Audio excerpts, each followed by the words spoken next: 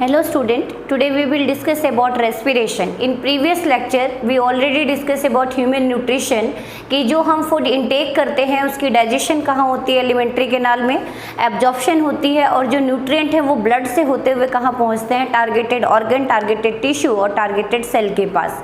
For example आपने चपाती खाई, carbohydrate intake किया, तो डाइजेशन के बाद कार्बोहाइड्रेट किस में ब्रेक डाउन हो जाता है बेटा, monosaccharide which is said to be glucose, और ग्लूकोज ब्लड से होता हुआ कहाँ पहुँचता है, टारगेट ऑर्गन और टिश्यू के पास, जहाँ पे उस ग्लूकोज को सेल यूज़ करता है किस चीज़ को जनरेट करने के लिए, एनर्जी, क्योंकि हर एक सेल को फंक्शन परफॉर्म करने हैं, जैसे सेल को ग्रोथ करनी है, रिपेयर करना है, सेल को मेटाबॉलिज्म करना है अपने रिपेयर के लिए या सेल मूवमेंट के लिए, या मोस्ट इम्पॉर्टेंट कहें कि जो मूवमेंट होती है substance from one cell to another, उसके लिए भी एनर्जी की रिक्वायरमेंट होती है। तो वो एनर्जी कैसे प्रोड्यूस होती है, तो आज हमारा जो मेजर फोकस रहेगा न्यूट्रिशन के बाद जो न्यूट्रिएंट पहुँचे हैं ब्लड से होते हुए सेल के पास, उन न्यूट्रिएंट को ब्रेक डाउन करना है क्या जनरेट करने के लिए, energy, and that process is said to be respiration. तो आज का जो हमारा मेजर सेगमेंट है it totally focused over respiration. अब कई बार बच्चों को थोड़ी सी कन्फ्यूज़न होती है कि रेस्पिरेशन और ब्रीदिंग में मेजर क्या डिफरेंस है, तो मैं आपको बता दूं respiration is involve major two step. First one is external respiration and second one is internal respiration. External respiration जिसको हम ब्रीदिंग कहते हैं, inflow of air and outflow of air, जो एयर हम ले रहे हैं, इनफ्लो इनहेल कर रहे हैं, इनहेलेशन कर रहे हैं, उसमें मेनली क्या पहुंच रहा है, ऑक्सीजन, और जो हम एक्सहेल कर रहे हैं that is rich in carbon dioxide, जो हम सांस लेते हैं छोड़ते हैं, that is breathing, and that process is said to be external respiration। अब जो आपने ऑक्सीजन ली है, इनहेल की है, वो अल्टीमेट कहाँ पहुँचते हैं, सेल के पास, और उसी ऑक्सीजन के प्रेजेंस में फूड की, न्यूट्रिएंट की क्या होती है बच्चों, ब्रेक डाउन होती है क्या जनरेट करने के लिए, energy, and that process is said to be respiration. And that oxygen is utilised by cell to break down glucose to produce carbon dioxide, water and tremendous amount of energy that is ATP. तो जो respiration है ये operate होती है major two step में, external respiration which is commonly said to be breathing, and internal respiration which is said to be cellular respiration, जो आज का हम सेगमेंट पूरा का पूरा डिस्कस करेंगे।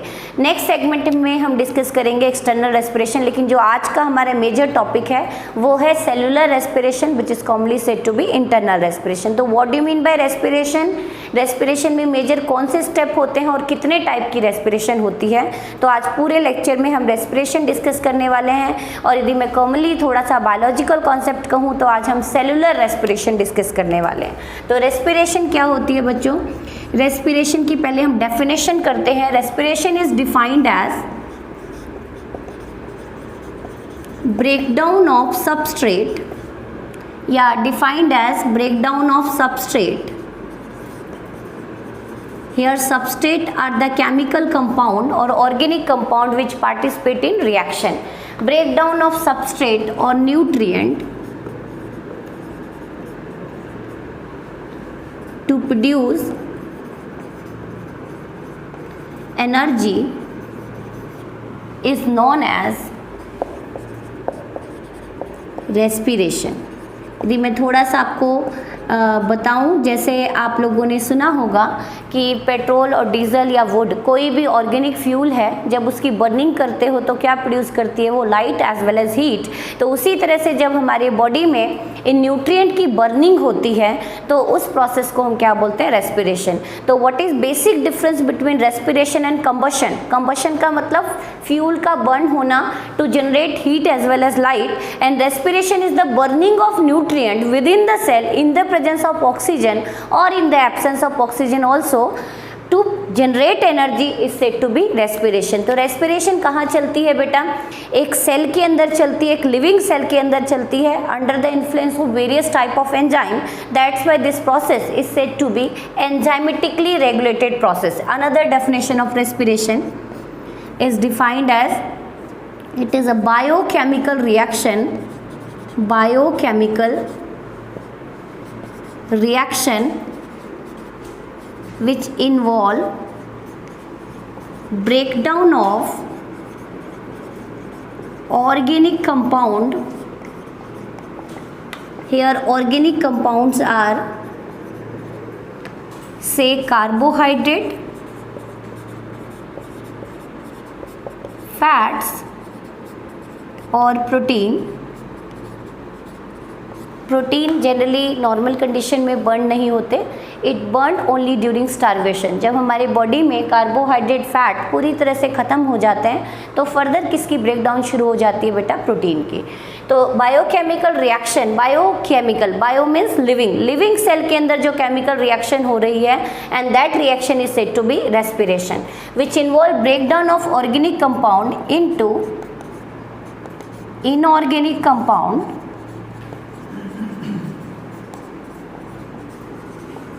to generate energy in the form of ATP is known as respiration, and this process is under the control of enzyme। तो एक क्वेश्चन यहाँ पे दे देती हूँ मैं आपको होमवर्क के लिए। Right the difference between three differences between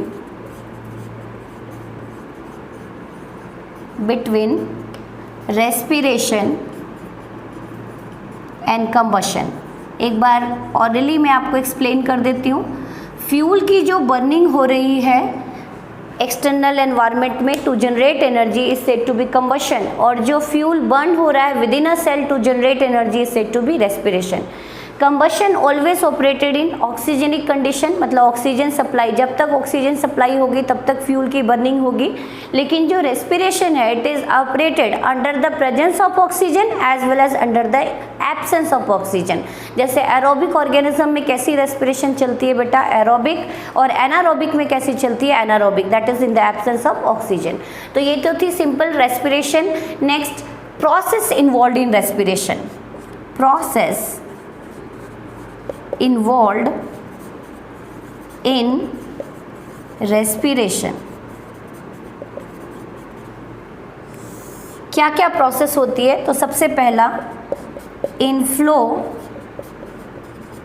of air rich in oxygen. Body में क्या आ चुका है बेटा? ऑक्सीजन आ चुका, and the process is said to be inhalation. इसको आप कॉमनली क्या कह सकते हो? इनहेलेशन।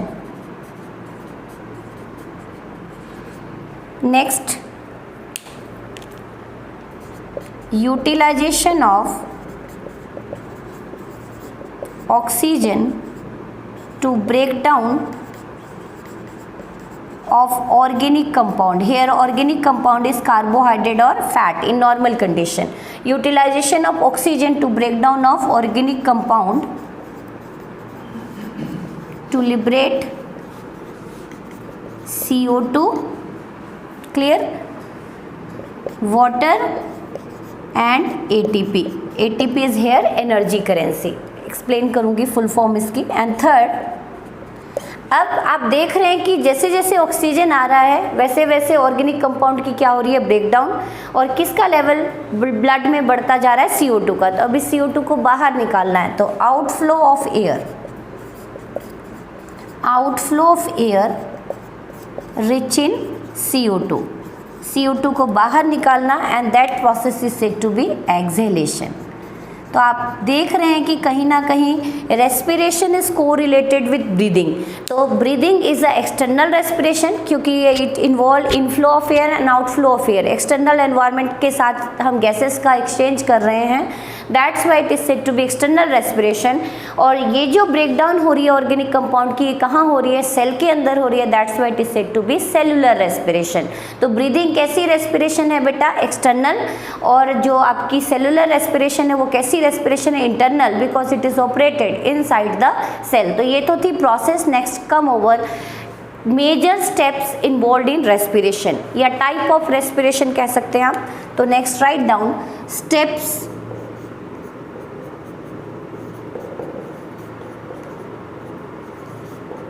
और types of respiration.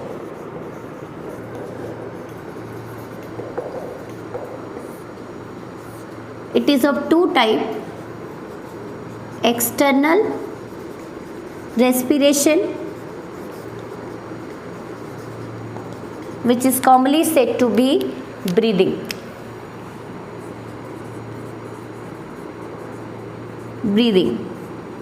Whereas internal respiration,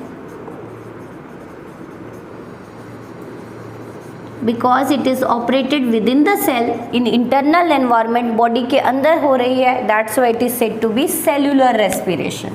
It is commonly said to be cellular respiration. तो respiration जो हम रेस्पायर कर रहे हैं, ब्रीद इन ब्रीद आउट कर रहे हैं एयर को, that respiration is said to be external and commonly said to be breathing. तो ब्रीदिंग कैसे फिनोमिना है बेटा? तो breathing is physical phenomena. It is a physical phenomena which involve, and whereas it is a biochemical और physiological phenomena. Cell को जिंदा रहने के लिए जो फिनोमिना होती है within the cell, within the organism, that phenomena is said to be physiological, biochemical, physiological और enzymatically regulated phenomena, enzymatically controlled phenomena.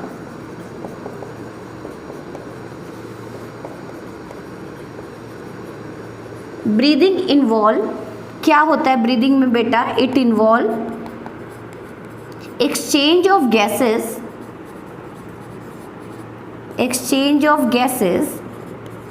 between external atmosphere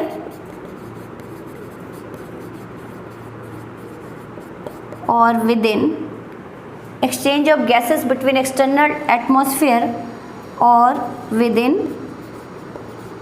body.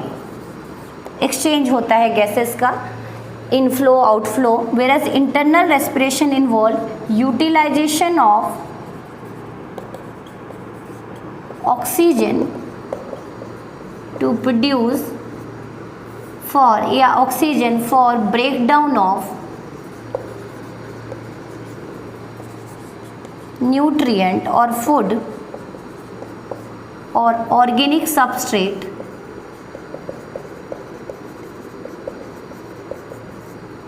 Utilisation of O2, जो O2 आई है उसकी utilization होगी, breakdown of organic substrate to produce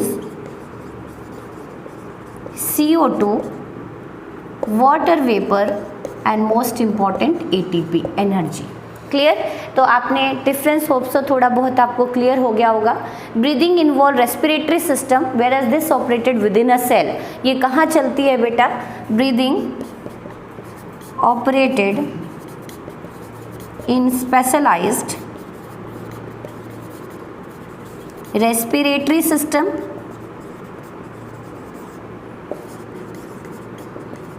as in higher animal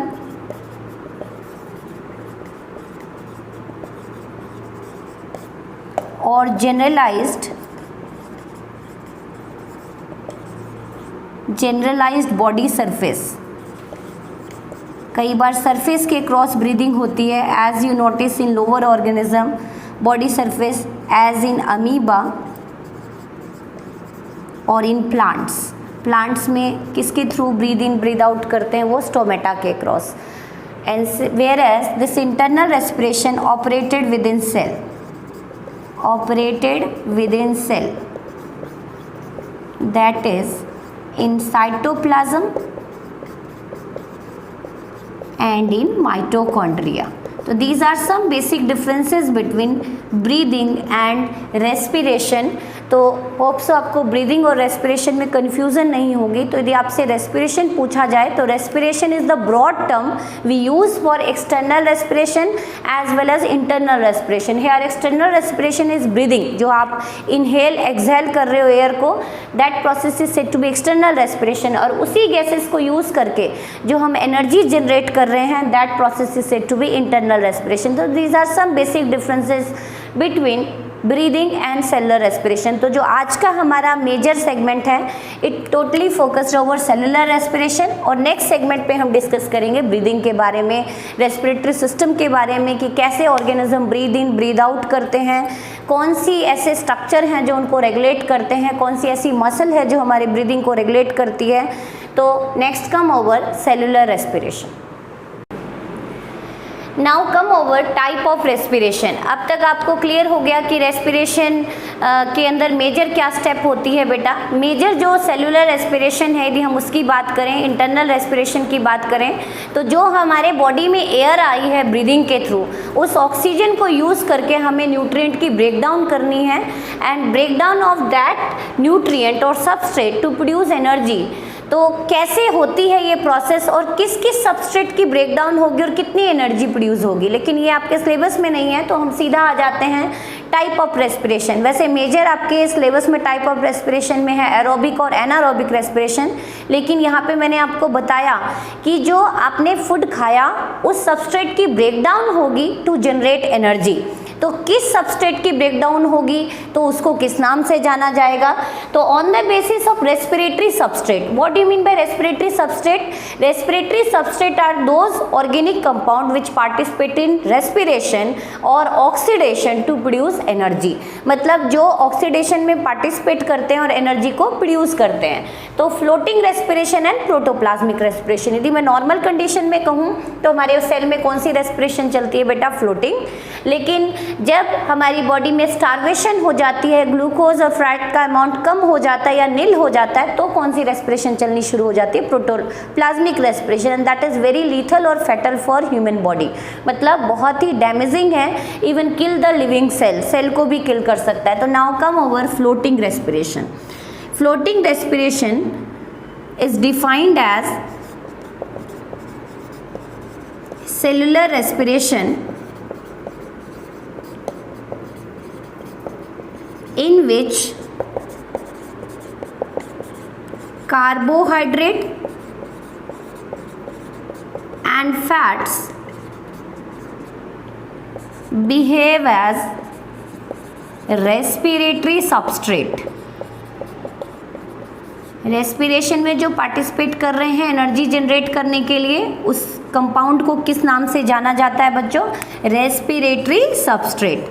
और जब respiratory substrate हमारे carbohydrate होते हैं और फैट होते हैं, तो उस रेस्पिरेशन को हम क्या बोलते हैं? Floating respiration. Whereas if the respiratory substrate is P, protein. P से याद करने का तरीका बताऊं, प्रोटीन। यदि प्रोटीन है तो उसको हम क्या बोलेंगे? Protoplasmic respiration. यदि आप थोड़ा बहुत पढ़ के आए हैं तो आपने 9th में प्लाज्मा मेम्ब्रेन पढ़ा होगा कि outer most boundary in animal cell is plasma membrane and the inner most boundary in plant cell is plasma membrane, and plasma membrane is composed of phospholipid and protein. किससे मिलके बने होते हैं बच्चों? Protein से और लिपिड, फैट से। तो जब सेल के अंदर कार्बोहाइड्रेट और फैट पूरी तरह से कंज्यूम हो गए तो सेल अपनी प्रोटीन की ही ब्रेकडाउन शुरू कर देता है, क्या जनरेट करने के लिए? एनर्जी। और उस केस में जब प्रोटीन ही टूटने शुरू हो जाएंगे, ब्रेकडाउन होनी शुरू हो जाएगी, ऑक्सीडेशन होनी शुरू हो जाएगी, तो सेल की क्या शुरू हो जाएगी? किलिंग। तो protoplasmic respiration is generally not operated in normal condition, it occur in starved condition, कुपोषण, जब बॉडी में कार्बोहाइड्रेट फैट पूरी तरह से खत्म हो चुके हैं।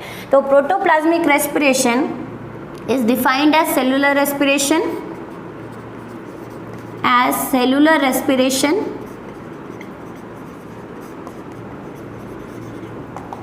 when protein behave as respiratory substrate। और ये कब होता है बच्चों?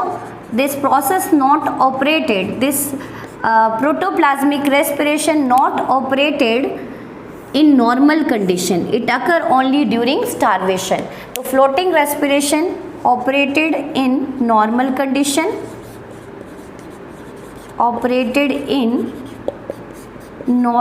condition, to generate energy and energy stored in the form of ATP. Energy जो स्टोर होती है हमारे सेल में, किस फॉर्म में स्टोर होती है बेटा? एटीपी के फॉर्म में। आप पढ़ ही चुके हैं 9th में, mitochondria is said to be power house of the cell, जो क्या जनरेट करता है? ATP. Whereas protoplasmic respiration operated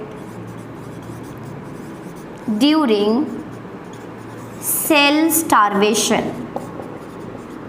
This difference not in your syllabus but it is important for NTSC point of view ये आपका NTSC special था कि इस तरह के क्वेश्चन आते हैं, आपसे पूछ लिया जाए कि प्रोटोप्लाज्मिक रेस्पिरेशन में सबस्ट्रेट कौन होंगे, तो आप क्या लिखेंगे, प्रोटोप्लाज्मिक रेस्पिरेशन में सबस्ट्रेट क्या है बेटा, प्रोटीन, और फ्लोटिंग रेस्पिरेशन में हमारे सबस्ट्रेट कौन से हैं, carbohydrate and fat. Now come over the major category जो आपके सिलेबस में है और 3 मार्क का इंपॉर्टेंट क्वेश्चन कवर करती है आपके बोर्ड एग्जाम में। तो now come over type of respiration, first category पढ़ा आपने, next type of respiration on the basis of utilization और नॉन यूटिलाइजेशन, यूटिलाइजेशन का मतलब यूज़ ऑफ ऑक्सीजन। जब रेस्पिरेशन में ऑक्सीजन यूज़ हो रहे हैं तो उसको किस नाम से जाना जाएगा, और ऑक्सीजन यूज़ नहीं हो रहे तो तब उसको किस नाम से जाना जाएगा। तो it is major category and this cover 3 mark question in your board exam, CBSE board exam. तो इसके ऊपर आप थोड़ा सा फोकस कीजिएगा। तो next come over 2 type of respiration, first one is aerobic respiration and second one is anaerobic respiration. First come over the minor differences कि ये respiration किस में चलती है और example पढ़ेंगे थोड़ा सा। तो aerobic respiration is shown by aerobes, जो aerobic organism होते हैं वो show करते हैं। तो this aerobic respiration is shown by aerobes, और हम किस कैटेगरी से बिलोंग करते हैं बेटा, एरोब्स, जो अपने फूड को, न्यूट्रिएंट को, सबस्ट्रेट को ब्रेक डाउन करते हैं किसके प्रेजेंस में, ऑक्सीजन के प्रेजेंस में, hence we belong to aerobes. whereas anaerobic respiration is commonly said to be fermentation, इसको एक और नाम से जाना जाता है फर्मेंटेशन। तो यदि आपके पेपर में फर्मेंटेशन पूछ लें या एनारोबिक रेस्पिरेशन पूछ लें तो आप कंफ्यूज मत होइएगा। तो anaerobic respiration is shown bye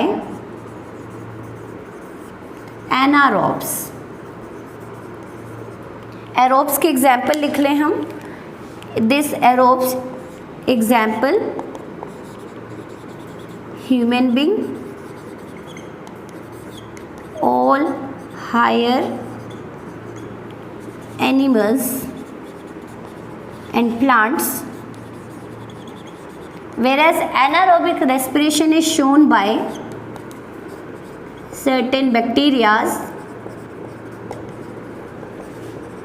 fungi, कुछ नाम भी बता देती हूँ, लाइक बैक्टीरियाज क्लोस्ट्रीडियम बोटुलाइनम, क्लोस्ट्रीडियम बोटुलाइनम। याद रखने का तरीका बेटा, बोटुलाइनम बॉटल, जो आपने कैंड फूड देखे होंगे, डब्बा बंद खाना आता है मार्केट में, जैसे आपने डब्बा बंद कैंड रसगुल्ला देखा होगा या कैंड वेजिटेबल्स आते हैं, कैंड सूप्स आते हैं, तो उसके अंदर जो बैक्टीरिया ग्रो कर जाते हैं उसके ऊपर आपने देखा होगा best before 3 month, best before 6 month लिखा होता है। तो उस एनारोबिक, वो डब्बा पूरी तरह से क्लोज है, एनारोबिक कंडीशन है, येट वहाँ पे कुछ बैक्टीरिया सर्वाइव करते हैं और किस तरह की रेस्पिरेशन शो करते हैं, एनारोबिक, टू जनरेट एनर्जी।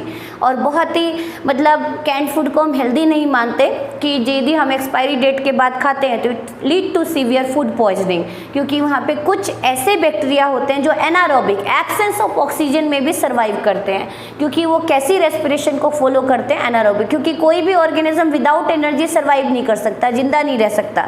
मतलब रेस्पिरेशन एक ऐसी प्रोसेस है जिसके बिना कोई भी ऑर्गेनिज्म इस अर्थ के ऊपर सर्वाइव नहीं कर सकता, whether the organism is lower or higher. तो certain bacteria like Clostridium botulinum, fungi में आप एग्जांपल लिख लें ईस्ट, सुनाई होगा आपने ईस्ट के बारे में। ईस्ट का साइंटिफिक नेम है बेटा Saccharomyces, Saccharomyces cerevisiae, scientific name है। तो साइंटिफिक नेम का लिखने का तरीका बेटा, first generic name is capital,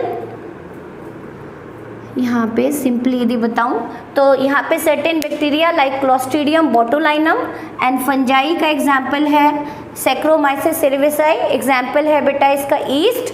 और कहाँ पे चलती है एनारोबिक रेस्पिरेशन? नॉर्मल कंडीशन में हमारी बॉडी में कैसी रेस्पिरेशन चलती है? एरोबिक। लेकिन जब आप स्टर्नस बहुत ही विग्रस फिजिकल एक्टिविटी कर रहे हैं, भाग दौड़ रहे हैं, तो कई बार आपने देखा होगा आपकी मसल स्पाज्म हो जाता है, क्रैम्प आने शुरू हो जाते हैं। It is of due to deposition of lactic acid. तो in human muscle normal condition में नहीं, किस कंडीशन में? In human muscle during vigorous और स्टर्नस फिजिकल एक्टिविटी, जब आप बहुत तेज़ी से दौड़ रहे हैं या आपने जिम कर लिया, आपकी मसल को सफिशिएंट ऑक्सीजन सप्लाई नहीं हुई, तो उस कंडीशन में हमारे मसल में भी कैसी रेस्पिरेशन चलती है? एनारोबिक। अदरवाइज नॉर्मल कंडीशन में कैसी चलती है? Aerobic. And most important, human mature RBC, mature RBC, RBC के अंदर ऑलवेज कैसी रेस्पिरेशन चलती है? Always. RBC red blood cell, इसके अंदर ऑलवेज कैसी रेस्पिरेशन चलती है? Anaerobic.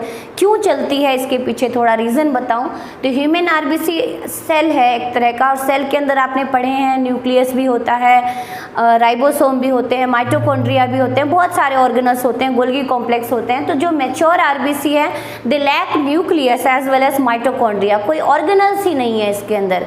If there is no organelle then only the mode of respiration is anaerobic. तो आरबीसी के अंदर ऑलवेज कैसी, यदि आपसे पूछ लिया जाए एक ऐसे सेल का नाम बताओ ह्यूमन बॉडी में which always follow anaerobic mode of respiration, तो आप क्या लिखेंगे बच्चों? आरबीसी। और यदि मसल्स में नॉर्मल कंडीशन में रेस्पिरेशन पूछ ली जाए तो आप क्या लिखेंगे? एरोबिक। और यदि स्टर्नस एक्सरसाइज बहुत ही स्ट्रॉन्ग फिजिकल एक्टिविटी हो रही है तो उस केस में कौन सी चलती है? Anaerobic respiration. Aerobic respiration. Another difference, first difference. Second difference, aerobic respiration is energetically more favorable, operate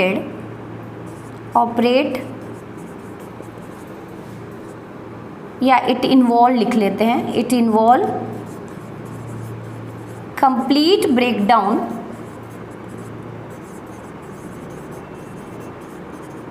of respiratory substrate। यहाँ पे रेस्पिरेटरी सबस्ट्रेट की कंप्लीट ब्रेकडाउन होती है into carbon dioxide, water and energy.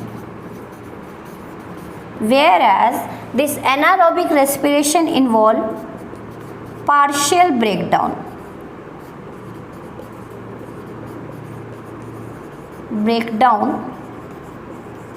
of respiratory substrate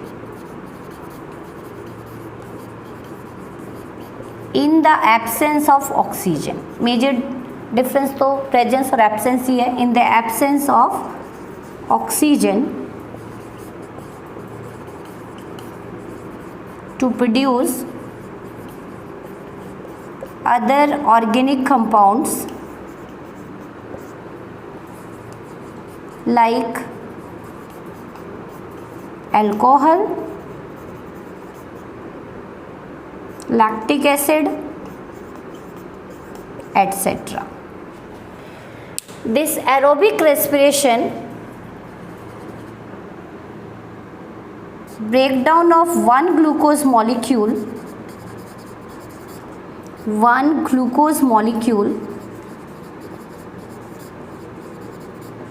produce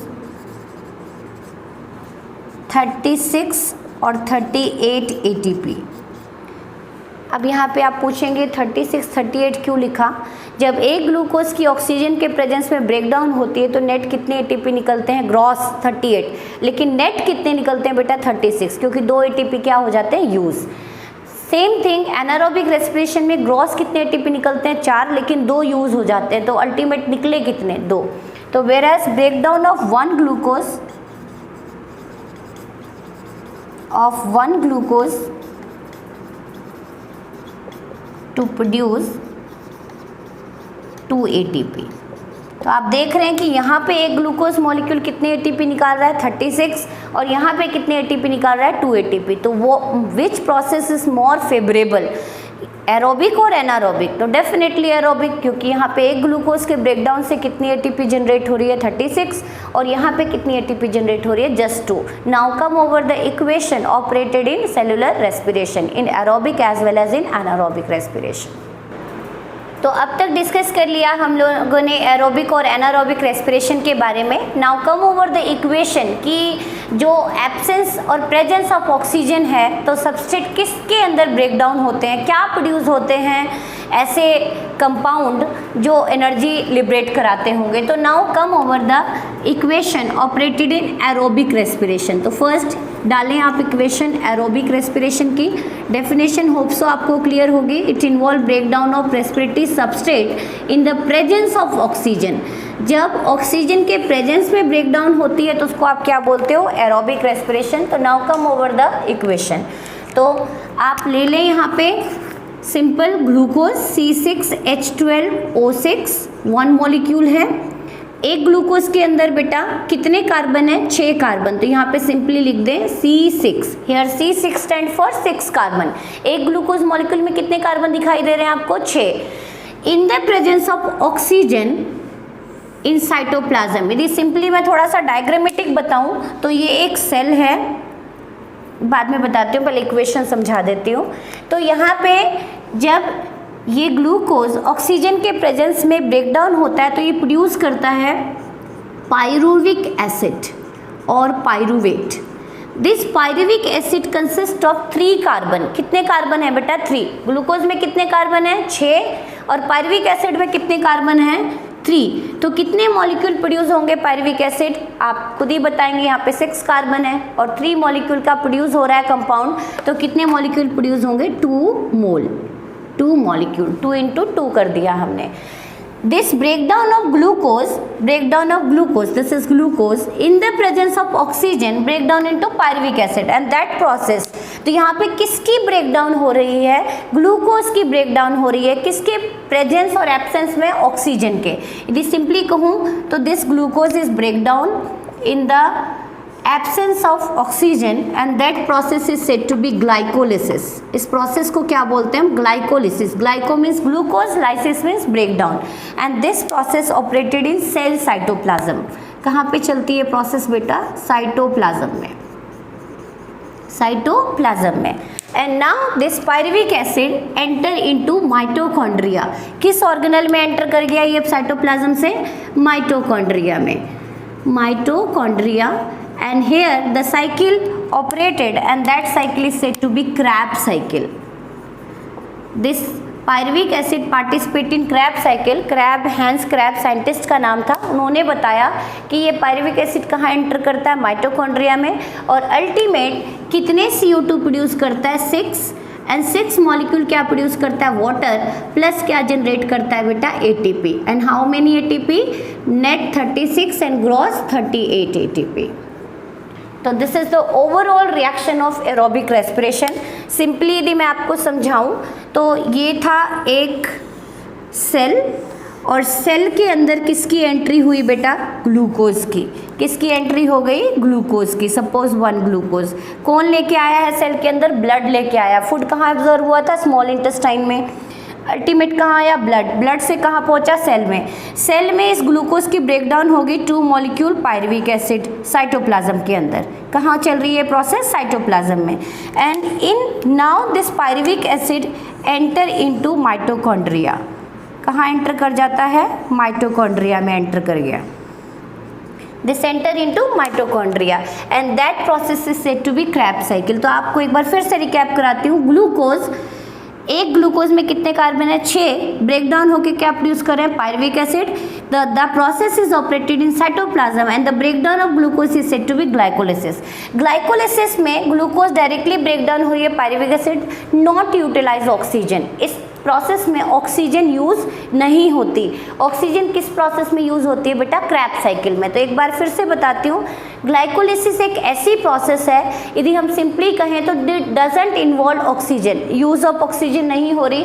तो it is a common pathway in aerobic as well as anaerobic respiration. तो आपसे पूछा जाए name the common pathway in aerobic और anaerobic, तो आप क्या लिखेंगे, glycolysis, because glycolysis operated in the absence of oxygen. This is operated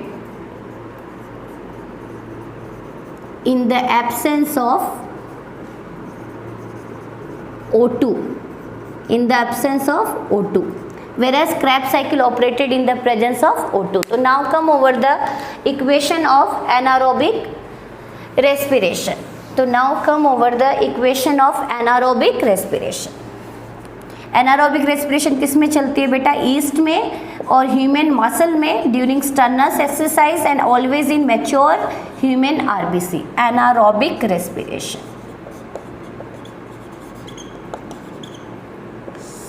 Anaerobic respiration in yeast. Scientific name is Saccharomyces cerevisiae. Scientific name है, हैंस सेपरेटली अंडरलाइन. तो yeast के अंदर कैसी इक्वेशन चलती है? तो राइट डाउन द इक्वेशन और anaerobic respiration operated in yeast. तो here again glucose C6H12O6 in the absence of oxygen, yet glycolysis is common pathway in aerobic or anaerobic respiration. So now here the process involved glycolysis, which is operated in cell cytoplasm. Clear? So this is breakdown into two molecule pyruvic acid, which is 3 carbon containing compound pyruvic acid. अब mitochondria है नहीं, oxygen है नहीं, तो ये pyruvic acid किस में break down हो जाएंगी बेटा? तो this is a 6 carbon compound, this is 3 carbon compound and this break down into 2 molecule of ethanol C2H5OH. 2 molecule of ethanol. Ethanol में कितने कार्बन दिख रहे हैं आपको? इथाइल अल्कोहल जिसको बोलते हो आप, मिथ इथ में भी केमिस्ट्री में थोड़ा पढ़ा होगा आपने. तो ethanol, this ethanol consist of 2 carbon compound. Here 2 CO2 are produced with just 2 ATP. How many ATP? 2. Gross 4 ATP, net 2 ATP. तो आप सीधा ही लिख लें 2 ATP, कंफ्यूजन नहीं होगी आपको. कितने ATP प्रोड्यूस करता है ये? 2 ATP. Whereas in human muscle, in human muscle during strenuous physical activity. What do you mean by strenuous physical activity?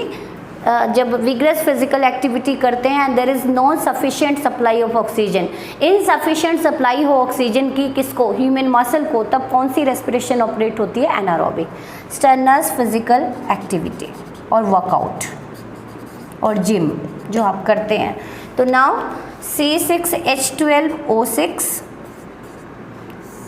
participate in glycolysis because glycolysis is common pathway and this is operated in cytoplasm, not involve any use of oxygen because there is insufficient supply of oxygen.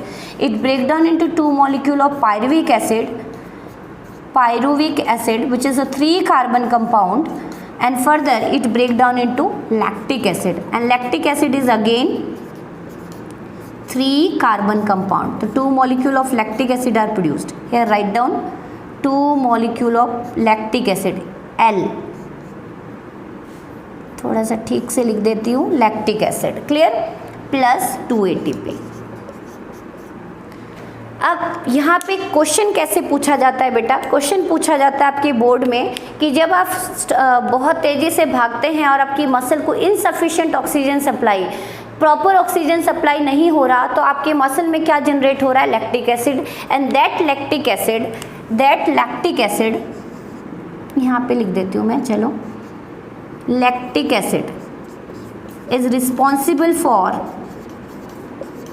Muscle cramp और muscle spasm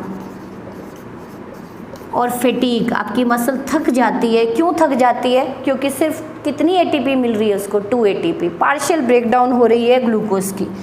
और muscle fatigue. तो आपसे कुछ भी question पूछ लिया जाए, what do you mean by muscle fatigue, what are the reason behind muscle fatigue या what are the reason behind muscle cramp, तो आप क्या लिखेंगे, lactic acid. And why lactic acid is produce, it is of due to partial और non sufficient supply of oxygen to the human muscle during strenuous exercise.